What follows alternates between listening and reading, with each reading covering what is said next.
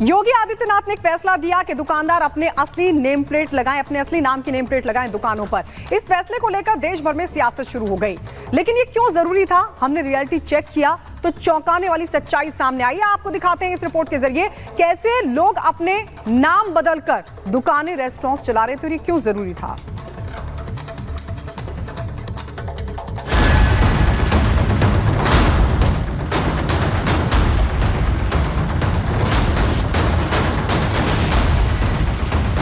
तिरंगा tea stall, day night cafe, 5 star canteen, क्या कोई नामों को पढ़कर बता सकता है कि ये दुकानें किसकी है? यहां खाना कैसे बनता है? मतलब क्या ये कांवड़ियों की आस्था का ख्याल रख सकती है या फिर नहीं?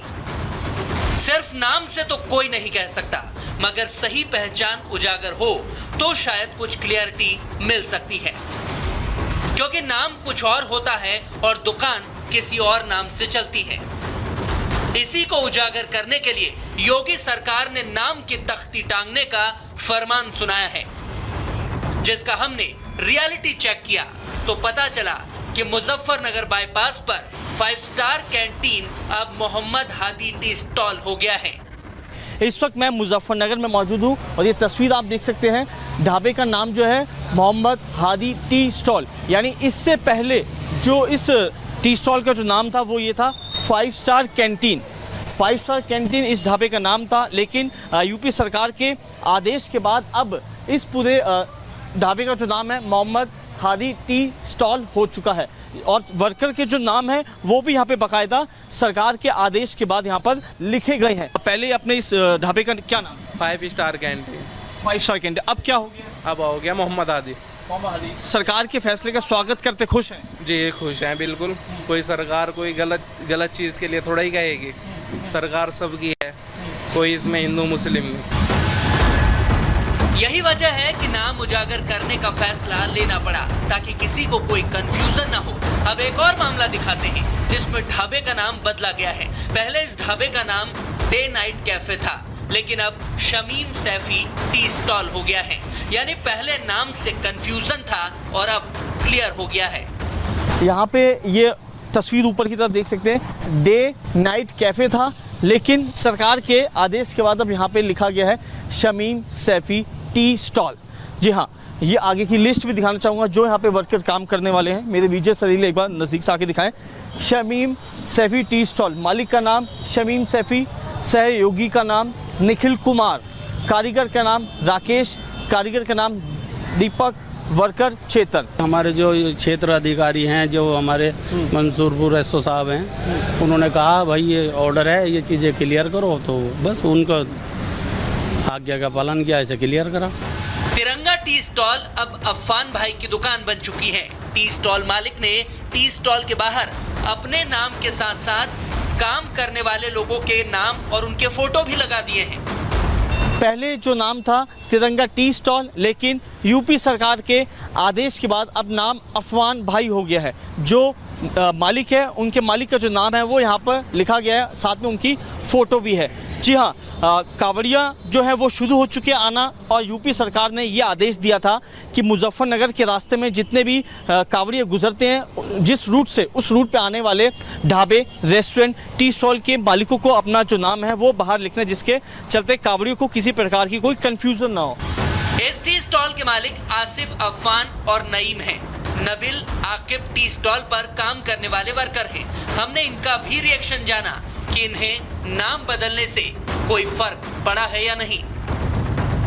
सरकार का फैसला है, संतुष्ट हैं, स्वागत करते हैं फैसले का? संतुष्ट हैं, हमें कोई आपत्ति नहीं है इसमें। हाँ, कामकाज की बात करें तो पहले कामकाज कैसा था और अब कैसा है?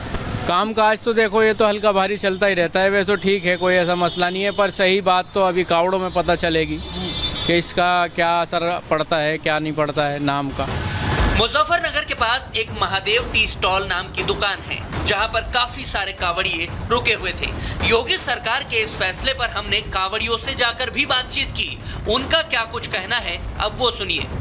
मुजफ्फरनगर सरकार ने, प्रशासन ने ये आदेश दिया था कि जितने भी ढाबे पड़ते हैं, चाहे वो हिंदू हो चाहे मुस्लिम हो, वो सभी जो अपने मालिकों के जो नाम है वहाँ पे लिखें, जिसके चलते कांवड़ियों को कोई प्रकार का दिक्कत समस्या ना हो। तो संतुष्ट है इस सरकार के फैसले से? ये संतोष है, ये तो बढ़िया है, अपने भोलों की सेफ्टी के लिए है, ये सही है बिल्कुल, इसमें कोई आपत्ति नहीं है, अपनी मर्जी से ना लिखवा सकता है। हिंदू पे डटे हैं जी हम तो। अच्छा, हाँ जी, मुस्लिम पे ना डटे। कभी कर रुके तो कोई किसी प्रकार की कोई बत्ती कोई ऐसा तो देखने को नहीं मिला? कोई दिक्कत नहीं हुई जी। कोई दिक्कत नहीं। हरिद्वार और रुड़की रोड से भी हमने ग्राउंड रिपोर्ट तैयार की और रियलिटी चेक किया कि सरकार के आदेश का कितना अमल हो रहा है और ग्राउंड पर क्या कुछ निकलकर सामने आ रहा है। देखिए, ये चौहान जी हैं, इस ढाबे के मालिक, और ये इनकी फोटो सामने लगी हुई है। चौहान जी, आपकी फोटो लगवा दी गई है? जी, ये प्रशासन का और शासन का दोनों तक आदेश था। और कल भी हमारी मीटिंग थी सीओ साहब के साथ, उन्होंने भी आदेश दिया था, उन्होंने रूट का डाइवर्जन भी बताया था और कहने लगे भोलों के साथ व्यवस्था भी ठीक की जाएगी, ये था। अभी QR कोड लगा दिया आपने, ये सब लगा दिया? जी, और आदेश तो मानना मशहूर हो गया। पड़ेगा, आदेश तो मानना पड़ेगा शासन का।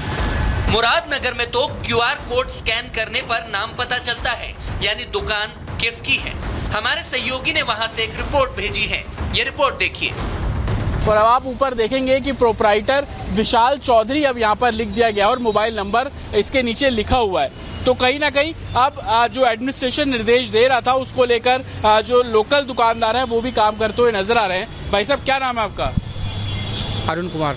अरुण जी, ये क्या आपने आज ही लगाया है, इसमें अपना नाम जोड़ा है, आज ही जोड़ा या पहले से जुड़ा हुआ था? नहीं, आज सुबह लगाया। आज सुबह ही। क्या रीजन है इसके पीछे? क्या एडमिनिस्ट्रेशन ने बोला आप लोगों को कि प्रोपराइटर जो दुकान चला रहे हैं उनका नाम डाला जाए? नहीं, किसी ने नहीं बोला, अपने मर्जी से किया है। अच्छा, अभी तक एडमिनिस्ट्रेशन की तरफ से कोई नहीं आया? कोई नहीं आया। एक फैसले से काफी चीजें साफ हो रही हैं। पहचान के साथ ही मकसद भी पता चल रहा है, क्योंकि कई लोग अपना असली नाम और पहचान छिपाते हैं, जिससे उनका धंधा तो चलता है मगर दूसरों की आस्था पर आंच आती है। बस यही नहीं होना चाहिए। नाम बताओ, दुकान चलाओ, कोई रोक थोड़ी रहा है। Bureau report, Republic Bharat. और अब बात करते हैं पतंगबाजी की, क्योंकि ये पतंगबाजी परिंदों की जिंदगी पर भारी पड़ती है। ऐसा एक मामला देहरादून में सामने आया, जहां पेड़ पर पतंग की फंसी डोर में एक पक्षी फंस गया और उसके बाद फायर सर्विस के कर्मचारियों ने कैसे उसे बचाया, इस रिपोर्ट में आपको दिखाते हैं। युवाओं का पतंगबाजी का शौक निरीह परिंदों की जिंदगी पर भारी पड़ रहा है। पेड़ों पर अटके पतंग के मांझे में फंसकर परिंदों की जान जा रही है। पिछले कुछ सालों से पतंग उड़ाने के लिए चाइनीज मांझे का उपयोग तेजी के साथ बढ़ा है। नायलॉन का ये धागा कांच और दूसरे केमिकल लगाने से और ज्यादा खतरनाक हो जाता है। पतंगों का मांझा पेड़ों पर एक जाल की तरह उलझ जाता है। इन मांझों में आए दिन पक्षी फंसते हैं और तड़पकर फड़फड़ाते रहते हैं। ऐसा ही एक मामला देहरादून से भी सामने आया, जहां पर एक बेजुबान पक्षी पतंग के मांझों में फंसकर पेड़ के ऊपर उल्टा लटका हुआ था। वो तड़प रहा था, अपने पंखों को फैलाकर खुद को मांझे के बंधन से मुक्त करने की कोशिश भी कर रहा था, लेकिन उसकी हर कोशिश नाकाम रही।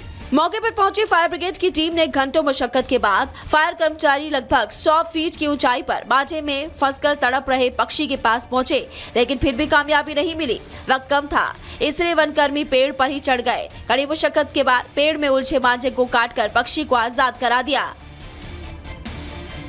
और अब बात करेंगे मध्य प्रदेश के दमोह की, जहां पर एक सहकारी बैंक मैनेजर का मालिश करवाने का वीडियो वायरल हो रहा है। ये पूरा मसला क्या है, इस रिपोर्ट में आपको दिखाते हैं। मध्य प्रदेश के दमोह जिले के पथरिया में सहकारी बैंक में ड्यूटी के दौरान पैरों की मालिश करवाते हुए शाखा प्रबंधक का एक वीडियो सोशल मीडिया पर वायरल हो रहा है। वीडियो में शाखा प्रबंधक